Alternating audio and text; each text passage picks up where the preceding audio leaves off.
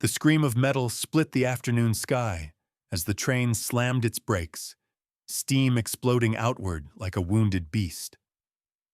For one terrifying moment, a woman stood frozen at the edge of the platform, her gloved hand clutching a small beaded purse, her silk skirt whipping dangerously close to the iron wheels.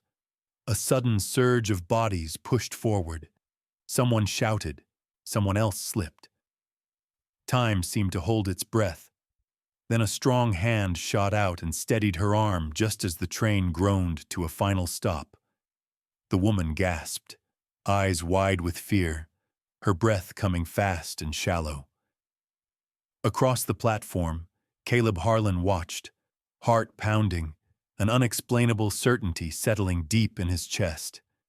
This moment was about to change everything he thought he knew about his life. Hope you enjoyed this story. Leave a like and share your thoughts in the comments. We'd love to hear where you're watching from.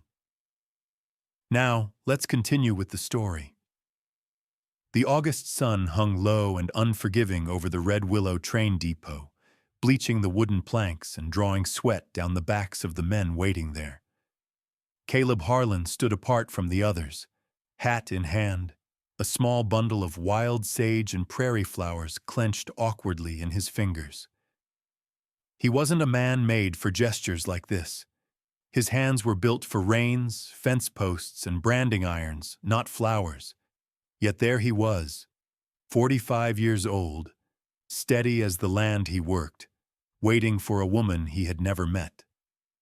For 6 months, letters had crossed the country between Red Willow, Wyoming territory, and a modest address in Ohio. The woman's name, Evelyn Price, was written in neat, careful script.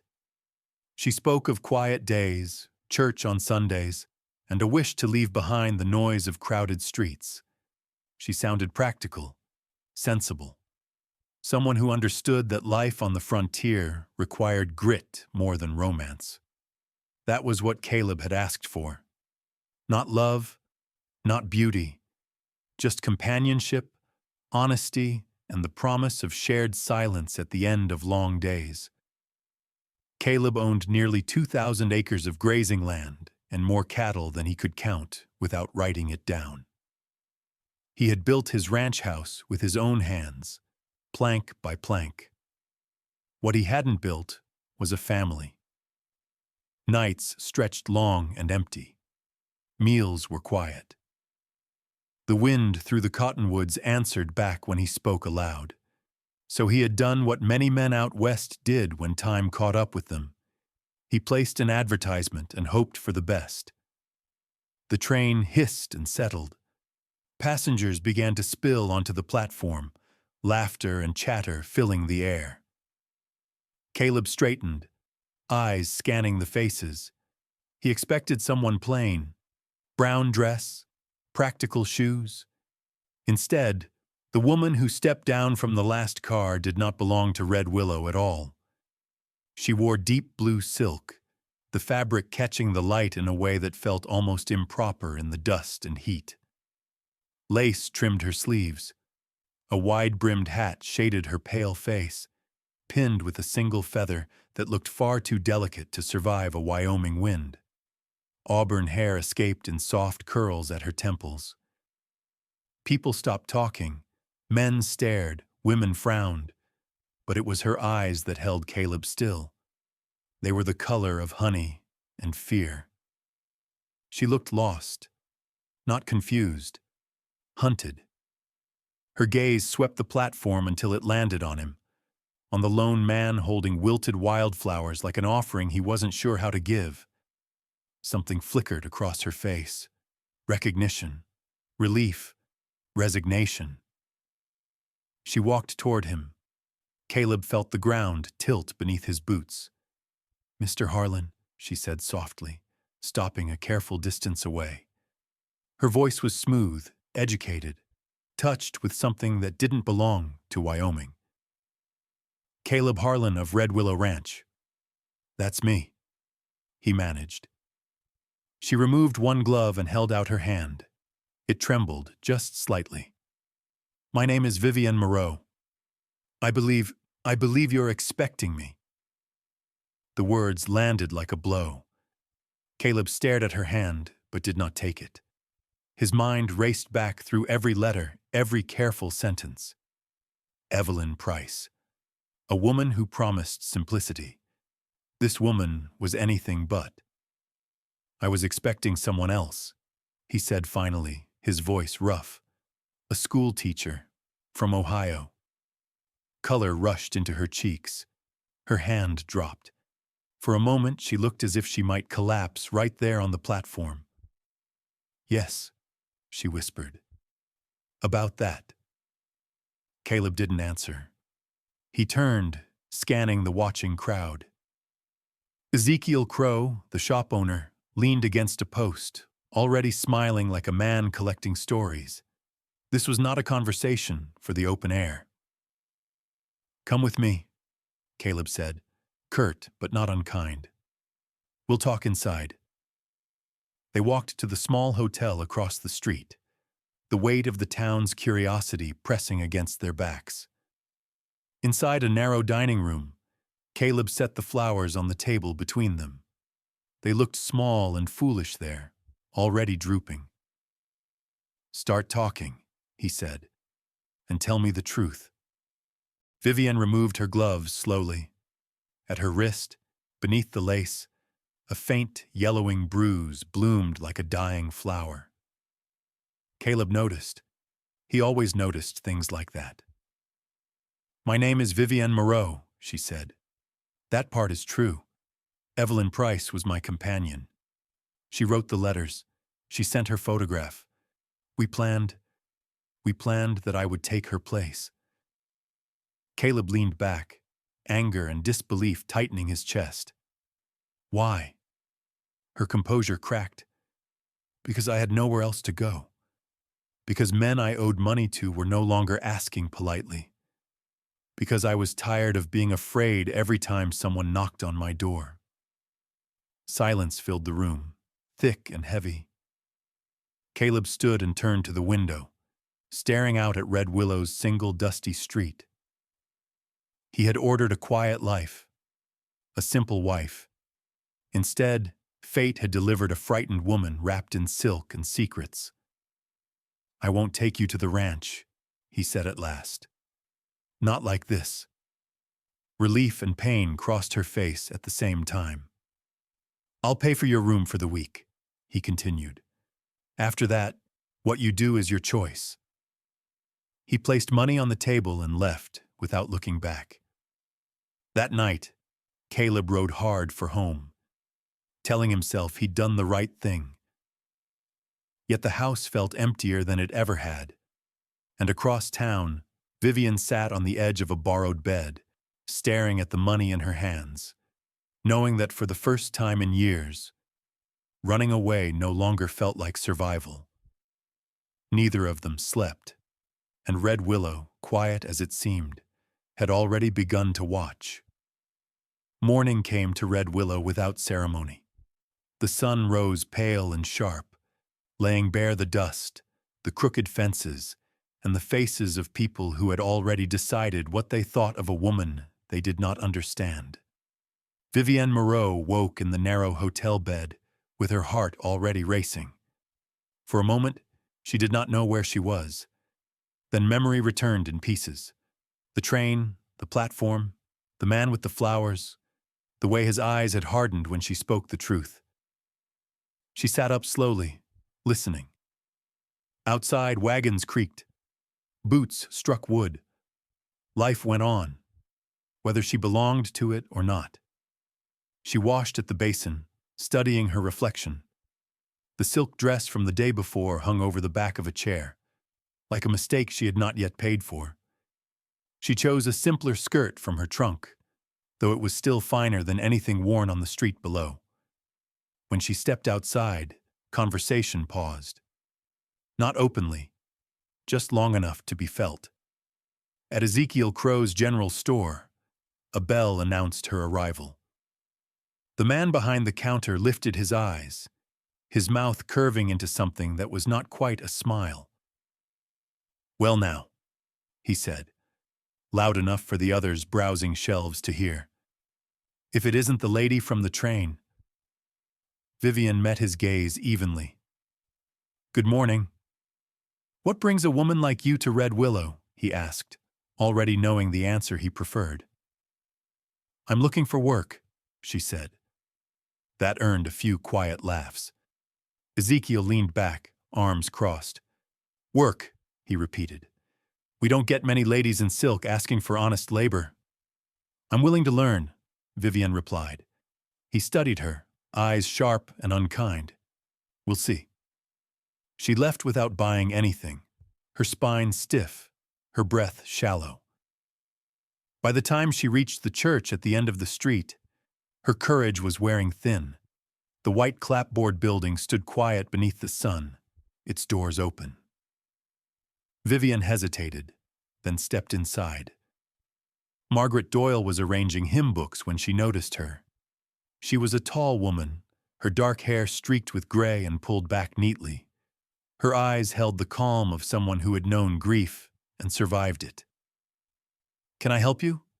Margaret asked. I'm looking for work, Vivian said again, the words feeling less foolish here. Any kind of honest work. Margaret studied her without hurry. The fine fabric, the careful posture, the fear she did not try to hide. Can you read?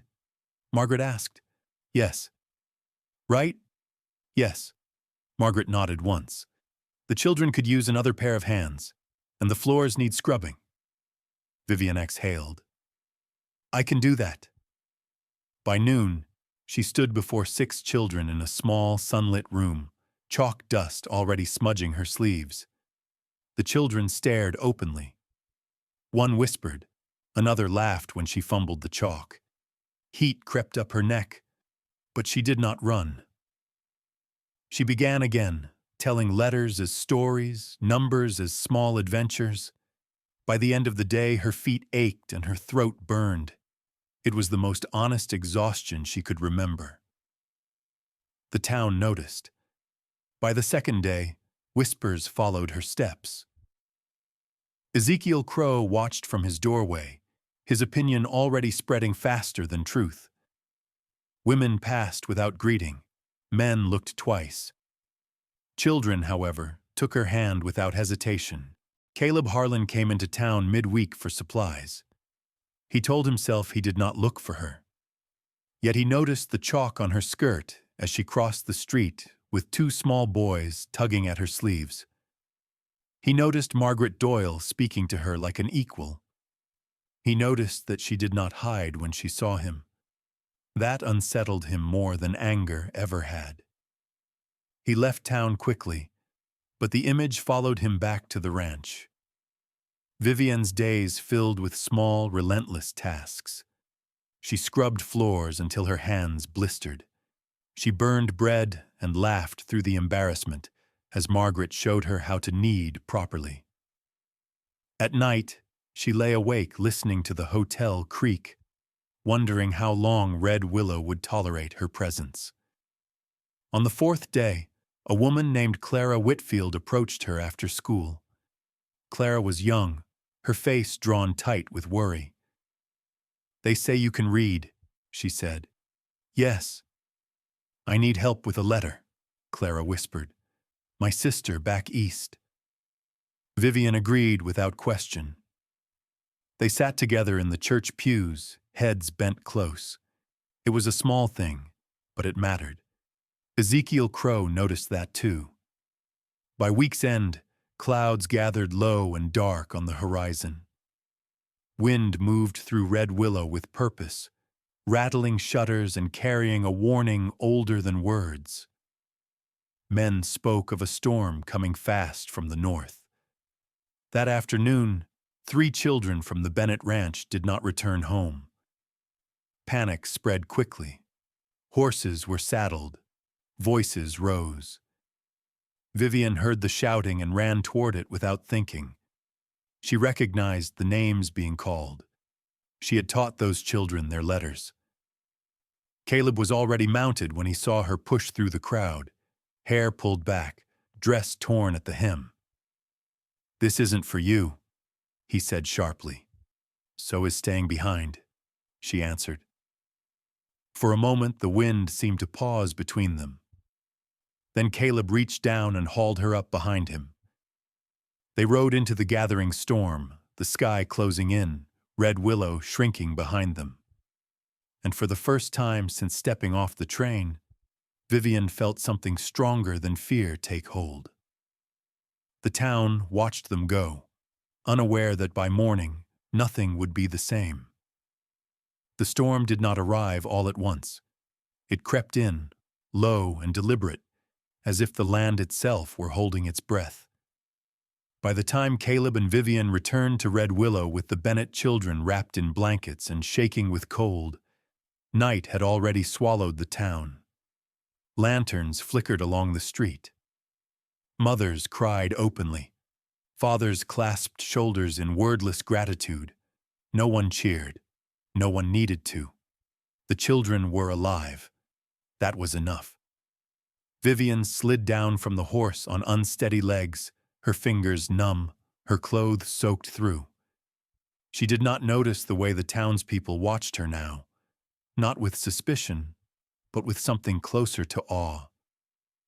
She knelt in the mud to steady the smallest boy, murmuring soft, rhythmic words until his sobbing eased. Caleb stood nearby, silent, his jaw tight, seeing her with a clarity that unsettled him. That night, Red Willow slept fitfully.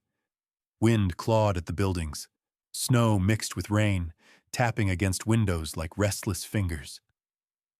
Caleb lay awake in his ranch house, staring at the ceiling, the image of Vivian in the storm replaying again and again. He had told himself she was trouble, a mistake, a problem to be kept at a distance. Yet when danger came, she had not hesitated. She had ridden into it. Across town, Vivian sat wrapped in borrowed blankets at the Bennett house, her body trembling long after the cold had left her bones. She could still feel the horse's power beneath her, the way Caleb had reached back without looking, steadying her when the wind nearly tore her loose. She pressed her hands together, noticing how rough they had become. Once she might have mourned that. Tonight, she did not. Morning revealed a town changed in subtle ways. Doors opened more easily. Greetings lasted longer. Margaret Doyle clasped Vivian's hands and held them without speaking, her eyes shining with unshed tears. Children ran to her, unafraid, as if something unspoken had been decided. But not everyone softened. Ezekiel Crow watched from his store, his expression unreadable. "One good deed doesn't erase a lie," he muttered to a passing customer. His words found ears. Doubt lingered, quieter now, but not gone. Vivian returned to the schoolroom that day. Her movements slower, her body sore. She taught through the ache, her voice steady, her patience deepened by what she had seen in the storm. When a child asked why she stayed in Red Willow, she paused only a moment before answering. "Because running gets lonely," she said. Caleb avoided town for several days, burying himself in work. Fence lines needed mending. Cattle needed moving before the weather turned worse. Physical labor had always been his refuge, a place where thoughts could not follow. Yet even there, Vivian followed him. In the way he found himself listening more closely to the wind. In the way silence felt less like peace and more like something unfinished. Winter pressed closer. Snow came in earnest, covering the land in white and narrowing the world to what could be seen and reached. One afternoon, a rider arrived at the ranch, breathless, panic clear in his eyes. "Clara Whitfield's in trouble," the man said. "Labor came early. The doctor's too far. We need help." Caleb did not hesitate. He saddled his horse and rode hard for town. When he reached the Whitfield cabin, the air inside was thick with fear and sweat. Clara cried out, her strength already fading. The old doctor shook his head, his hands trembling. "She needs someone steady," he said. "Someone who can listen." Someone glanced toward the door. "Vivienne," a voice said. She arrived moments later, her face pale but resolved. She washed her hands, took a breath, and stepped into the chaos without asking if she should. Caleb watched from the corner, his heart pounding harder than it had in the storm. He saw blood on her sleeves. He saw her fear. He also saw her push past it. Hours passed. Time blurred. When the cry of a newborn finally cut through the room, sharp and strong, Vivienne sank to the floor, tears streaking her face. Clara sobbed with relief. The doctor exhaled like a man saved. Caleb felt something shift deep inside him. By the time Vivienne stepped back into the cold night, her hands still shaking, Red Willow had made up its mind. Whatever she had been before no longer mattered as much as who she was now. Caleb walked beside her, neither speaking. The space between them felt charged, fragile, waiting. Above them, the sky cleared just enough to reveal stars, and somewhere beyond Red Willow, another test was already on its way. The night after the birth passed without celebration. Red Willow did not cheer or gather. Instead, it exhaled, slowly, deeply, as if the town itself had been holding tension in its lungs and had finally been allowed to breathe. By morning, the sky hung low and pale, the snow crusted hard beneath boots. Word traveled quietly from house to house. The baby had survived. Clara Whitfield was resting, and Vivienne Moreau had not faltered when it mattered most. People did not say her name loudly. They said it carefully, as though testing its weight. Vivienne woke with her muscles aching and her hands stiff. Dried blood still marked the cuffs of her borrowed sleeves. She scrubbed them at the basin until her skin burned, but faint stains remained. She did not mind. They felt like proof of something earned, not given. She stepped outside into the cold morning air and was surprised to find Margaret Doyle waiting for her. "You should eat," Margaret said simply, pressing a wrapped bundle of bread into Vivienne's hands. There was no judgment in her voice, only certainty. "Thank you," Vivienne replied, her throat tightening. As she walked toward the church, she noticed small changes. A woman nodded to her in passing. A man tipped his hat. Ezekiel Crow watched from across the street, his expression guarded, his certainty cracking at the edges. He said nothing, but his silence no longer carried power. Caleb did not come to town that day. He stayed on the ranch, moving through his work with the dull focus of a man avoiding something he was no longer sure he could outrun. He fixed a broken gate that did not need fixing. He checked water troughs already full. His thoughts returned again and again to the sight of Vivienne standing firm in that cabin, her voice steady when others trembled. Strength, he realized, did not always announce itself. Sometimes it revealed itself only when everything else fell apart. 2 days later, a rider arrived at the ranch just after noon, his horse lathered and breathing hard. "Storm's building fast," the man said. "Northridge. Worse than the last one." Caleb felt the warning settle deep in his bones. He saddled immediately and rode toward town, the sky already darkening. Snow began to fall, light at first, then thicker, driven sideways by the wind. By the time he reached Red Willow, panic was spreading once more. Shouts cut through the air. Lanterns were being lit even though it was barely afternoon. "The McKenna children," someone called out. "They went to check traps and haven't come back." 3 children again. Too familiar. Too soon. Caleb dismounted and pushed through the crowd. He saw Vivian near the church steps, her coat pulled tight, her face pale but determined. She met his eyes, and there was no hesitation between them this time. "I'm coming," she said. Caleb nodded once.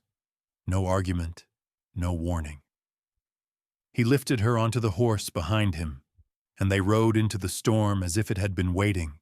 The wind howled across the open land, erasing tracks almost as quickly as they were made. Snow stung exposed skin, turning breath into pain. Caleb leaned forward, guiding the horse by instinct as much as sight. Vivian clung to him, her arms strong despite the cold, her focus sharp. They found the first sign near the creek, a broken trap, half buried in snow. Caleb dismounted, scanning the white expanse. "There," Vivian said, pointing toward a dark shape near a stand of trees. They moved carefully, calling out names until faint cries answered back. The children were huddled in the remains of an old shed, shaking, their faces red with cold and fear. Vivian knelt immediately, pulling the smallest child into her arms, wrapping him with her own coat. She murmured softly, steady words cutting through the storm. Caleb broke the frozen boards wider, lifting the others out one by one. The ride back was slow and brutal. Snow fell heavier, the sky pressing low, threatening to swallow them whole. At one point, the horse stumbled, and for a terrifying second, Vivian felt the ground rush up toward her. Caleb steadied them, his grip iron, his voice calm. "We're not stopping," he said.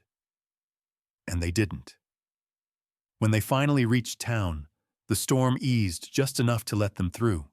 Hands reached out to help. Children were taken inside, blankets wrapped tight, sobs turning to quiet breaths. Vivian slid down from the horse, her legs barely holding her. She swayed, and Caleb caught her before she fell. For a moment, neither moved. Snow clung to her lashes. His hand rested at her waist, steady, certain. "Thank you," he said quietly. She looked up at him, surprised. "We all did what we had to." The town watched them then, not with curiosity, but with something like respect. The line that had separated Vivian from Red Willow blurred, thinned, and quietly disappeared. As the storm passed and night fell, Caleb walked Vivian back toward the hotel. They spoke little. Words felt unnecessary, fragile. Yet both of them sensed it, that this was not an ending, but a crossing. And beyond it, something waited that would demand even more than courage. The storm left Red Willow altered in ways that could not be measured by broken fences or drifted snow. When morning came, it revealed a town quieter than before, as if everyone were listening for something new.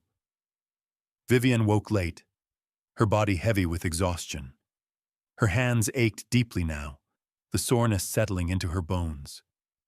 She dressed slowly, choosing warmth over appearance, and stepped outside to a world freshly hushed. Snow glittered beneath a pale sun. For the first time since her arrival, she felt a sense of belonging that did not terrify her. At the Whitfield cabin, Clara rested with her newborn sleeping soundly at her side. When Vivian entered, Clara reached for her hand. "They say you saved us," Clara whispered. Vivian shook her head gently. "We did it together." The words felt true. She had learned that survival was rarely a solitary act. By midday, the town gathered quietly near the church, not for celebration, but acknowledgement. Margaret Doyle stood beside Vivian, her presence steady and protective. Ezekiel Crow lingered at the edge of the crowd, his earlier confidence stripped away. When their eyes met, he looked away first. Caleb watched from a distance. He had ridden in that morning, his mind unsettled, his heart heavier than the saddle on his horse. For weeks he had told himself he was finished with this mistake, that the woman from the train was not his concern. Yet standing there, watching Vivian move among the people she had once been so afraid of, he could no longer pretend distance was possible. That afternoon, he went to the church. Vivian was alone in the schoolroom, sweeping chalk dust from the floor. She looked up in surprise when he stepped inside, then composed herself, setting the broom aside. "I didn't expect to see you," she said. "I didn't expect to come," Caleb replied. "But here I am." They stood facing one another, the silence thick with things unsaid. "You didn't leave," he said at last. "No," she answered. "I stayed." He studied her carefully now. The worn dress, the lines of fatigue around her eyes, the quiet strength that had replaced fear. "I was wrong about you," he said. "I thought you were trouble wrapped in fine cloth." A small smile touched her lips, but there was sadness in it. "I was trouble," she said. "Just not in the way you thought." Caleb nodded. "I wanted someone already shaped for this life. I didn't see that life does the shaping." Vivian met his gaze, her voice steady. "I thought lying was the only way to survive. Turns out honesty takes more courage." The words settled between them, heavy and freeing all at once. Outside, the town went about its business, unaware that something fragile and important was unfolding in the small room. That evening, Caleb walked Vivian back to the hotel. The air was sharp but calm, the stars clear overhead. "I won't promise you an easy life," he said as they stopped beneath the lamplight. "I don't need easy," she replied. "I need real." For the first time, Caleb felt the truth of that in his chest. Winter deepened its hold on Red Willow. Vivian moved into a small room behind the church, trading the hotel for a place closer to the life she was building. She taught, cleaned, helped where she was needed. She learned to break ice from barrels and bake bread that fed more than pride. Caleb visited town more often, sometimes finding reasons that felt thin even to himself. They spoke carefully at first, then more freely. About mistakes, about fear, about the way life had not turned out as planned, and how that did not mean it had failed. The town watched, but this time without sharpness. As spring approached, the land softened. Snow melted into mud, then into green. Caleb showed Vivian the ranch, its fences, its wide sky, the house he had built alone. She walked the land slowly, imagining herself there not with fear, but with quiet courage. One afternoon, standing beneath a sky stretched wide and blue, Caleb spoke clearly, his voice steady. "I'm asking you to be my wife," he said, "not because you fit a plan, but because you earned your place in my life." Vivian did not answer right away. She looked out over the land, then back at him, her eyes clear. "Yes," she said. And Red Willow, which had once watched her arrival with suspicion, now prepared to witness a beginning rooted in truth. Spring arrived in Red Willow without fanfare, as it always did, quietly, steadily, changing everything while no one was looking. Snow retreated from the fields, leaving the earth dark and ready. The wind softened, the sky widened, and in the small Wyoming town that had learned to watch closely, a wedding was coming. There were no ribbons strung through the streets, no grand announcements. Still, everyone knew. People spoke of it in lowered voices, with nods that carried approval rather than curiosity. Vivian Moreau no longer moved through Red Willow as a woman being measured. She walked as someone known. On the morning of the wedding, Vivian stood in the small room behind the church, smoothing the simple dress Margaret Doyle had helped her alter. It was ivory cotton, plain and unadorned, but it fit her as nothing ever had. Margaret fastened the last button and stepped back. "You look like yourself," Margaret said. Vivian smiled, emotion tightening her throat. "For the first time, I feel like I am." Outside, the church filled slowly. Families arrived together. Children whispered and fidgeted. Ezekiel Crow stood near the back, his hat in his hands, his expression sober. When Caleb entered, the room stilled. He wore his best jacket, the one he'd saved for important days. His hands were steady, but his chest felt full in a way he had never known. When Vivian walked down the aisle, sunlight followed her through the open door. Caleb saw her clearly then, not the frightened woman from the train, not the one who had arrived wrapped in silk and secrets, but the woman who had stayed, who had worked, who had stood firm when fear pressed hardest. They spoke their vows simply. No promises of perfection, no claims of certainty, only honesty. "I choose you," Caleb said, his voice clear. "Not because you fit my life, but because my life is better with you in it." Vivian met his gaze, her hands steady in his. "I choose you," she said, "not because you saved me, but because you saw me and let me become more." When the vows were done, the church breathed out as one. Applause followed them into the sunlight. Flowers, wild ones gathered from the hills, were pressed into Vivian's hands. Someone laughed, someone cried. Life, however, did not pause for happiness. Marriage did not smooth every rough edge. Vivian struggled with the physical demands of ranch life. Caleb learned, slowly, that strength did not mean silence. They argued. They failed. They learned how to listen without defending, how to stand side by side when the land tested them. Vivian became more than a ranch wife. She taught the children of Red Willow. She tended the sick when the doctor could not reach them. She knew when to speak and when to sit quietly with someone who needed less fixing and more presence. Caleb learned to share the weight he had carried alone for decades. Evenings were no longer empty. The house filled with small sounds, conversation, laughter, the simple comfort of another breathing in the same room.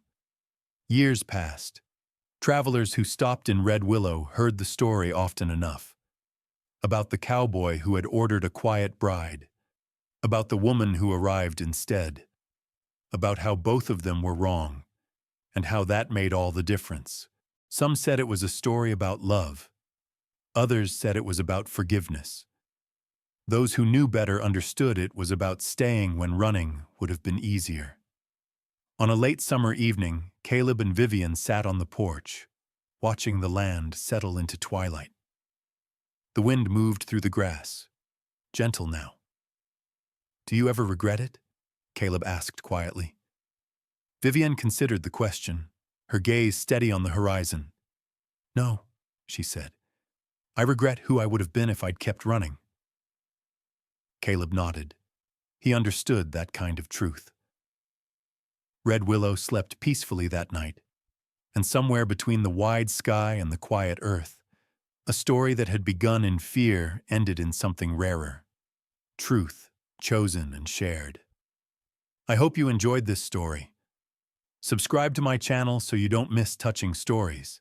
Leave a like and then comment below what you thought of the emotional stories. See you in the next video.